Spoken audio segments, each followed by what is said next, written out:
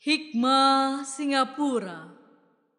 Agama di sekolah. Buah karya Denny J.A. Senja yang kaget di kampus. Di antara orang-orang serius. Bagaimana bisa? Tanya si Dara. Agama tak diajarkan di sekolah Singapura, tapi bebas korupsi di sana. Di sekolah Indonesia, agama di mana-mana. Soal korupsi, oh, juara. Dara si cantik jelita, 20 tahun punya usia. Di kampus ia aktivis agama. Militan, ia punya jiwa.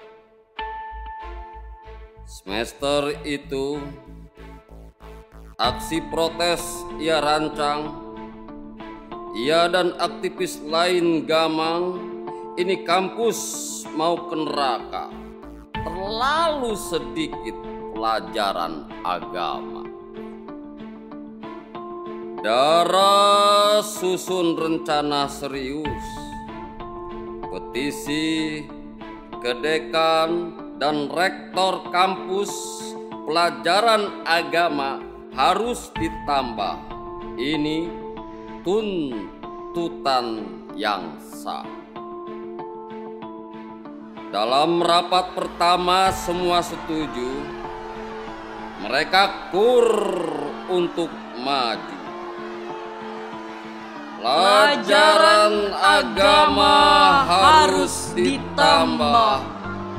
Ini tuntutan yang sah. Mereka manfaatkan media sosial, sebarkan pamflet dan acara di Facebook, Twitter, dan WA. Dukungan semakin bertambah. Mau dibawa kemana ini negara? Kampus harus dengar ini suara. Harus menambah pelajaran agama. Aksi protes membahana, sahut-sahutan di media sosial.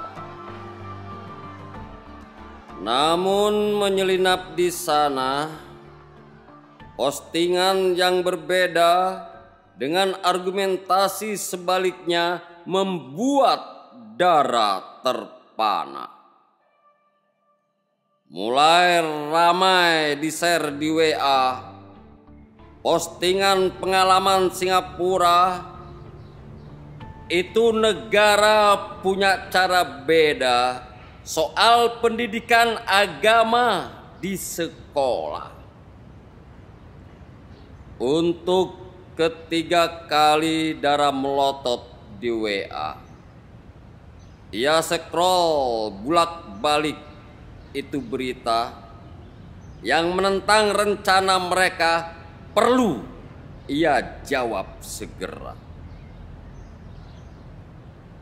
Dicermatinya lagi dan lagi. Berita Singapura mengiris hati. Sejak 93 kebijakan itu berlaku. 22 tahun kini sudah berlalu. Agama diajarkan tiada perlu, tidak di sekolah Singapura. Agama itu wilayah pribadi. Silakan praktikan, kami hormati. Sedangkan sekolah wilayah bersama. Tiada perlu sentuhan agama. Pernah di suatu masa Kami ajarkan agama di sekolah. Tapi apa yang dicapai? Para murid tercerai-berai. Tak jarang agama dipolitisasi. Pecah kongsi siswa dan siswi. Biarlah sekolah hanya tempatnya ilmu. Itu syarat negara maju. Itulah argumen pemerintah Singapura. Pro dan kon makin ramai di WA. Tak masuk di akal. Kesal hati dara. Saya harus bantah segera. Om Google, ia searching berkali-kali. Kumpulkan bukti dan informasi. Hasilnya, Dara tambah terkejut. Ia justru bertambah kalut. Riset terbaru 2014 ini, Transparansi Internasional yang teliti, Singapura sangat minim korupsi.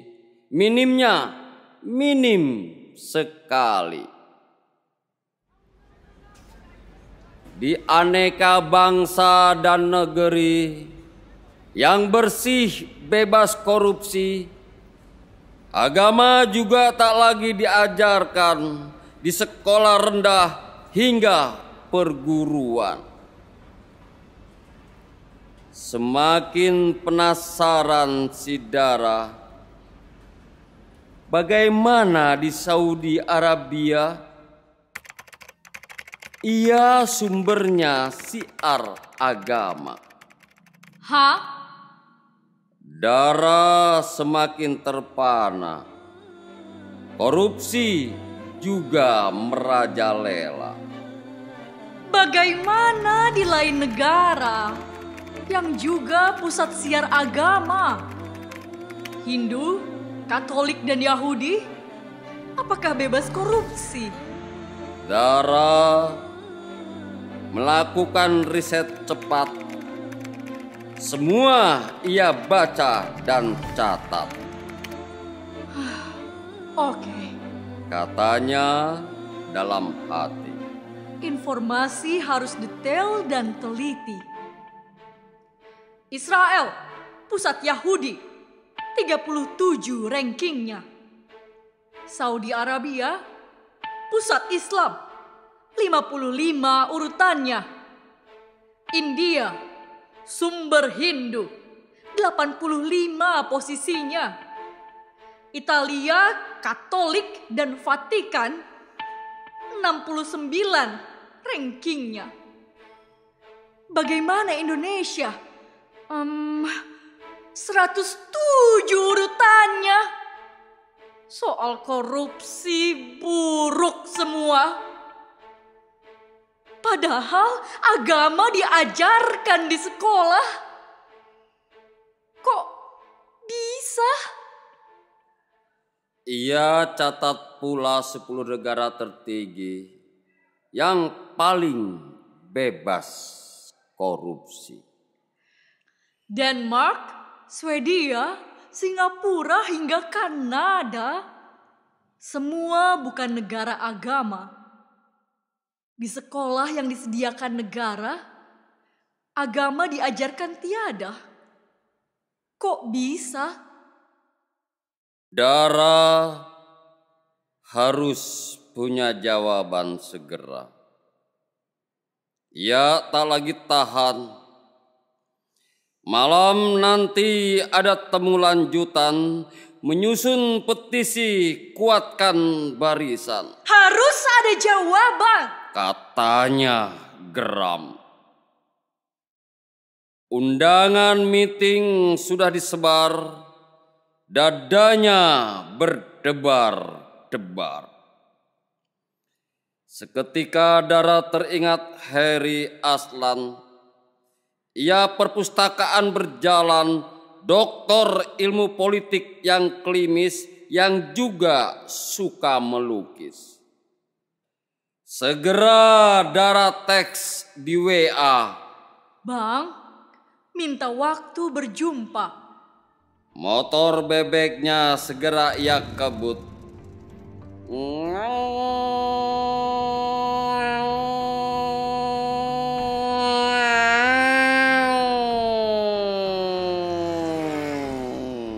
Berlari kalang kabut. Ini ruang Harry punya istana. Buku dan lukisan di mana-mana. Dara sampaikan maksud dan tujuan. Ia butuh segera penjelasan. Jam berapa rapat aksi protes nanti? Kita punya waktu 3 jam lagi, Oke, kata Harry. abang cari cara. Tapi kau harus paham duduk perkara. Dari asal-usul dan akarnya, dari ia punya sejarah. Kita cukupkan dengan 3 lukisan tentang sejarah peradaban. Ringkasan karya abangmu sendiri, hasil sepi dan kontemplasi. Harry senyum puaskan diri. Ini lukisan soal abad pertengahan. Agama menjadi pusat kehidupan. Segala hal diurusnya karena hidup masih sederhana. Dara melihat di lukisan itu gambar masjid, gereja, dan vihara menjadi pusat semesta. Lalu gambar banyak kegiatan di seputarnya. Ini era agama menjadi raja. Semua hal ia kelola. Pedoman hidup dan mati tersedia. Hukum untuk langit dan bumi ada. Membuat sekolah untuk pendidikan, membangun rumah sakit untuk kesehatan, ikut mengurus politik pemerintahan, cawe-cawe aksi kemanusiaan, semua diatur agama. Dengan seluruh rumah ibadah, dengan seluruh ulama dan pendeta.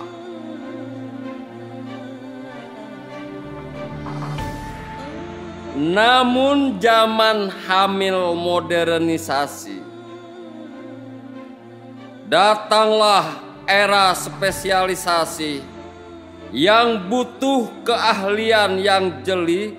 Dari agama perlahan dan pasti semua memisahkan diri. Dari agama bertahap dan serentak, semua menarik jarak. Pendidikan, politik, dan kesehatan, ilmu dan aksi kemanusiaan semakin kompleks dan mandiri, punya dunianya sendiri. Mereka semakin berkembang lagi. Dengan hukum dan soalnya sendiri, merespon zaman yang berubah, menjawab alam berpikir yang terbuka. Agama bukan lagi raja.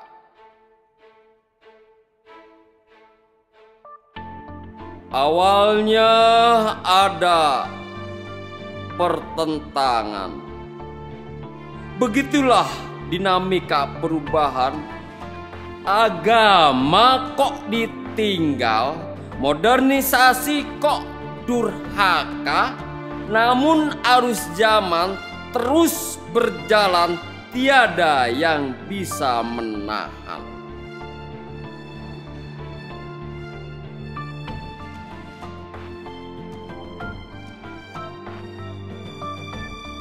Terbitlah era. Agama tak lagi mengatur semua, tersingkir menjadi peserta, hanya salah satu peserta saja. Kita memasuki zaman baru, dunia semakin dikuasai ilmu, dan sekolah ilmu punya wilayah, agama tersingkir di wilayah rumah. Dara diam terpaku, tapi pikirannya menggerutu. Banyak yang ia tak setuju, tapi ini perspektif ia butuh. Oke. Doktor Politik Harry menyela. Kita pindah ke lukisan kedua.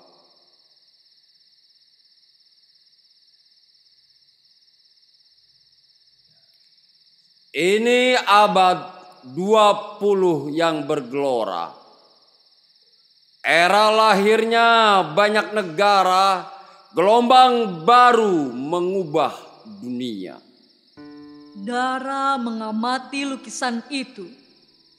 Ada banyak tokoh dunia berderap dan berganti bendera dari label agama ke nama negara.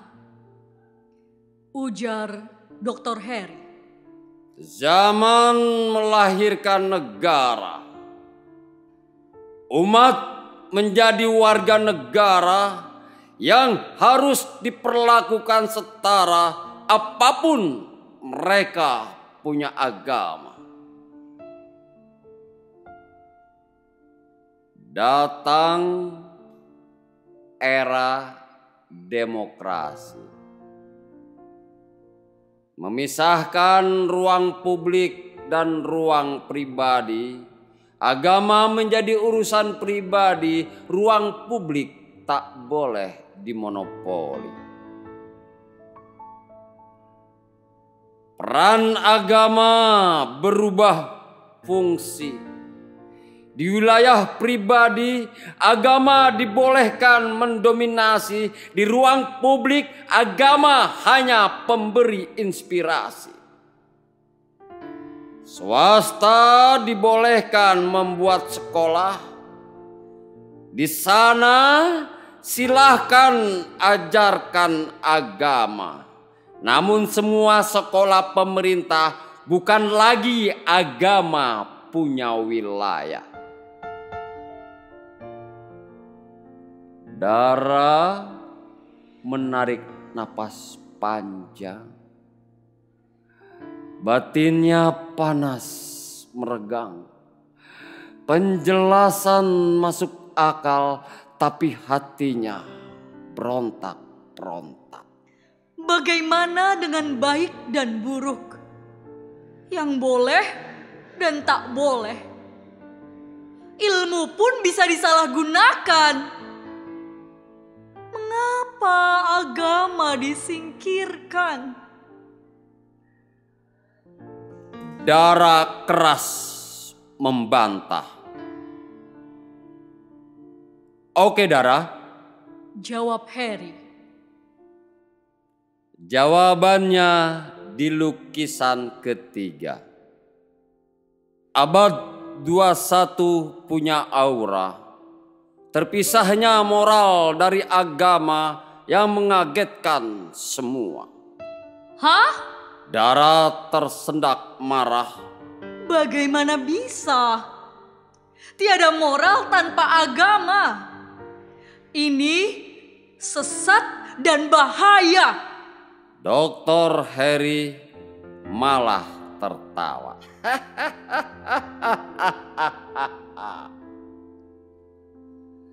Tenang, Dara. Rileks saja. Ilmuwan harus melihat realita apa adanya, ada apanya. Ruang publik, ruang bersama, satu moral untuk semua, ruang untuk umat banyak agama. Ruang juga untuk yang tak percaya, mereka semua warga negara yang harus diperlakukan sama. Dosa dan pahala bagi satu agama tak berlaku sama. Bagi yang keyakinannya beda, bagi Islam haram makan babi, bagi yang lain babi maknyus sekali, bagi Hindu pantang makan sapi, bagi yang lain sapi itu gurih. Nikah tapi agama beda. Kehendak pindah agama, soal gay dan lesbian, nikah sesama jenis, wanita imam sholat, soal itu semua muslim di satu wilayah juga penganut lain agama bisa punya sikap berbeda. Dari semua itu yang berbeda, yang mana yang harus diikuti negara, yang mana yang harus dijadikan hukum bersama untuk semua warga negara. Akibatnya dicari solusi. Ruang publik punya moralnya sendiri. Kepada agama, ia tak bergantung lagi. Salah satunya soal korupsi. Apapun agamanya, ia harus diperangi. Darah, jangan lagi mengganggumu. Itu sikap negara maju. Tak lagi mengajar agama di sekolah, tapi soal korupsi keras membasmi, hasilnya lebih terbukti. Hukum yang tegas dan adil, penguasa yang komit dan stabil, itu adalah meriam dan bedil, lebih mampu menjaga moral publik, moral bersama, termasuk memerangi korupsi di seluruh negeri. Mereka lebih bergema dibandingkan fatwa ulama, dibandingkan suara pendeta, dibandingkan prinsip agama yang diajarkan di sekolah. Sore semakin tak betah. Dara dan Heri terus berbantah. Menit ke menit, ruangan penuh kata-kata, juga amarah. Dara pamit pulang ke kampus. Itu penjelasan membuatnya mampus. Ia belum sepenuhnya menerima, tapi keraguan mulai bergelora. Dihubunginya semua peserta rapat yang setuju petisi ke rektorat soal tambahan pelajaran agama. Mereka menunggu komando Dara. Lewat BBM, Inbox, dan WA, Dara kirim pesan ke semua. Teman-teman, rapatnya ditunda ya. Aku ada halangan tak terduga. Motor bebeknya melaju pulang. Ia ingin sejenak menghilang. Kepalanya terasa cenat-cenut, ditambah lagi sakit perut. Ia butuh merenung kembali, menyusun pikiran dan hati. Soal pelajaran agama di sekolah. Soal pelajaran agama di sekolah. Apa iya aku yang salah? Apa iya aku yang salah? Dara semakin marah, namun kini ia mulai goyah.